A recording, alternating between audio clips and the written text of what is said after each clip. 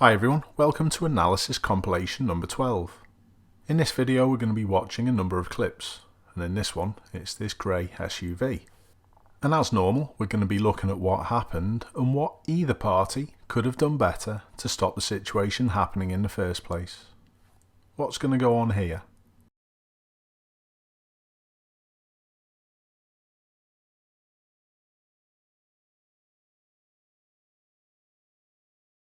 Even from the beginning, it looks as though the Audi SUV is in the wrong lane. All the other vehicles to the lane to the right of the Audi seem to be going where the Audi wants to go. But to be fair, where they've stopped does allow traffic flow in this left lane. But that little move up shows impatience. But there are no other clues that the Audi driver's going to move. I honestly don't think it would be reasonable to expect many people to have foreseen this happening. It's just a classic case of move and steer. Many of you will know that I've also had an Audi Q7, and it's no surprise seeing another big SUV being driven in this I'm not going to get hurt manner.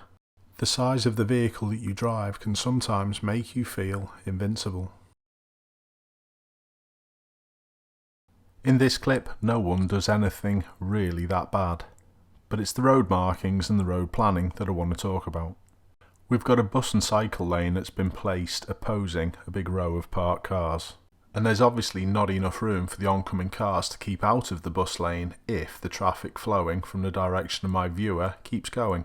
The bus driver that my viewer's following has to keep a good distance from the vehicles on the left, but then that's forcing them really close to the oncoming vehicles. It's not reasonable to expect the bus that we're following to wait because the row of parked cars is that long. But it's also not reasonable to expect the oncoming vehicles to have to move into the bus lane, which may cause them to be issued with a ticket, just to deal with this poorly planned road. Let me know what you think in the comments. This next section of road is a different story altogether. Again in this clip, no one does anything that bad. Well, apart from the pedestrian that is. But all I'd like you to think is whether or not that my viewer could have used the horn to stop this young kid potentially getting ran over. As there's no sound on the clip, it's impossible to tell for certain that there was no horn use, but on how the pedestrian reacts, I don't think there was.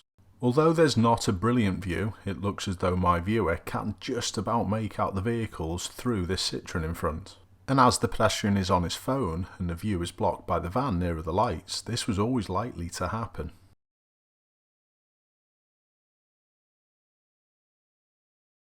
In this next clip, my viewer uses the horn successfully.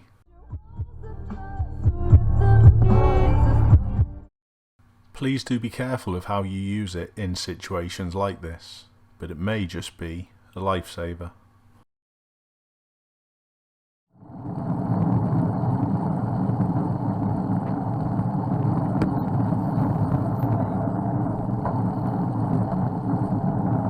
Let's have a look at this clip again. The cyclist did a great job, but all the way up you can see that the view from the white vehicle is blocked, and this emerge was always likely to happen. The white vehicle is only about 12 metres in front of us. We need to be always ready to stop. Even with flashing lights on, motorists are liable to miss you. Nice position on the approach also. Passing someone on the left on a temporary reduced speed limit motorway like this one isn't a problem, but you still should be showing some better lane discipline than my viewer. Generally, poor lane discipline precedes an undertake in my opinion, and my viewer had plenty of time to move back to lane 2, and if they had have done it probably would have stopped this incident altogether. But what the van driver does was inexcusable. Driving in this manner from both parties does not represent best flow and good practice. And I'm also sure my viewer could see this happening from a long time previously, but unfortunately we don't have the rear camera. As I've said before, there's rarely a winner in a stubbornness competition. Watch my viewer's speed start to climb, alright, only a little, as this is happening.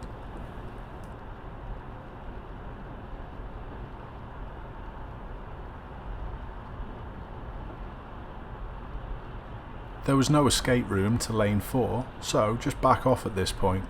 Let it happen. And it's this first viewing of the trailer which makes the van driver's behaviour utterly ridiculous.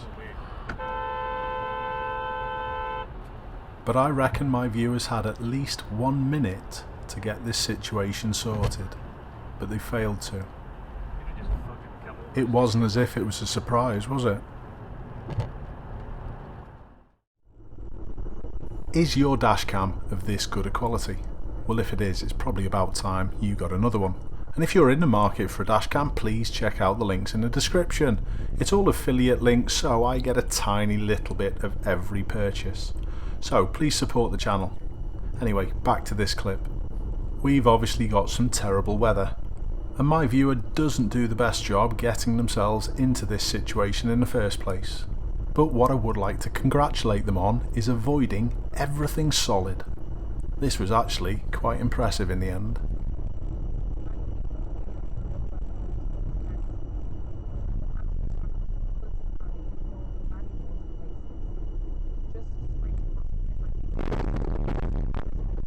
I bet that metal sign stand still made a dent though. Please change your driving to suit if we get any poor weather at the end of this year.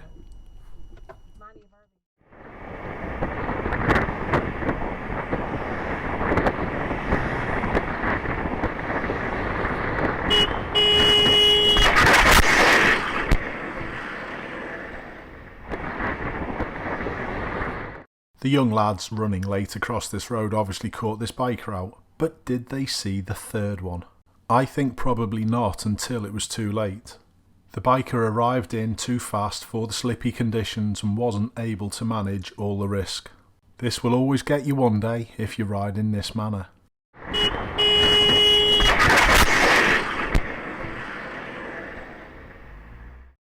Do you think this hand coming out is "I'm gonna throttle you"?